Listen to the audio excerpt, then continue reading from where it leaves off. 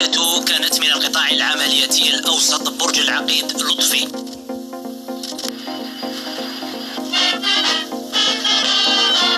حيث وبعد مراسم الاستقبال ورفقة اللواء مصطفى اسماعيلي قائد الناحية العسكرية الثالثة، استمع سيد الفريق أول لعرض شامل قدمه قائد القطاع العملياتي تضمن مجمل الجوانب المتعلقة بالتحضير القتالي للوحدات والأفراد.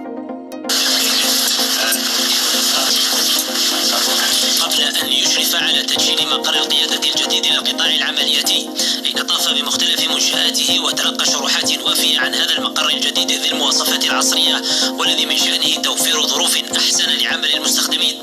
الزيارة تواصلت بتفقد بعض وحدات القطاع العملياتي الأوسط، أين اطلع السيد الفريق أول على الظروف المهنية والمعيشية لمستخدميه. بهذه المناسبة حرص السيد الفريق أول على تقديم توجيهات وتعليمات صارمة للمسؤولين حول ضرورة إيلاء أهمية خاصة للعنصر البشري وتحسين جو العمل داخل الوحدات من خلال خلق جو من التواصل المباشر والإصغاء الدائم للمستخدمين.